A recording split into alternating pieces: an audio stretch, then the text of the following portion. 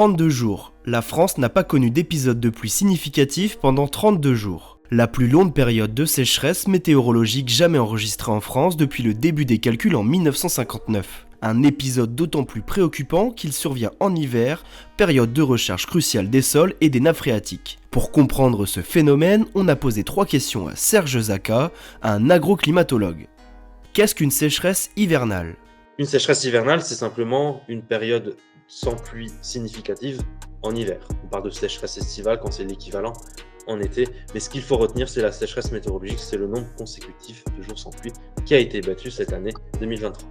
Quel est l'impact de cette période ?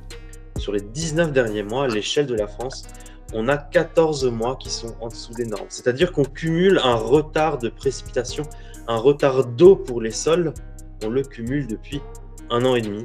Et c'est ce qu'on a observé en 2022, notamment avec la sécheresse.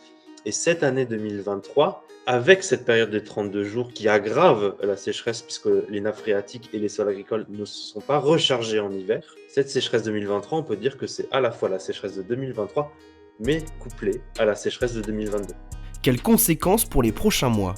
Si la sécheresse perdure, les sols agricoles vont encore plus s'assécher et ça va avoir des conséquences sur les semis de printemps, mais également sur le fourrage, donc sur l'ensemble de l'agriculture en général. Si la sécheresse perdure, et cette fois-ci il y a peu de probabilité que la situation se renverse, il y a également des conséquences pour les nappes phréatiques. Donc là, c'est pas les 2 premiers mètres, c'est vraiment en profondeur. Ce sont les stocks d'eau que nous avons pour l'été. En profondeur, on n'y reste plus que 5 semaines avant l'ouverture des bourgeons. Ces 5 semaines-là, donc jusqu'à début avril, sont déterminantes pour savoir si les nappes phréatiques vont se recharger.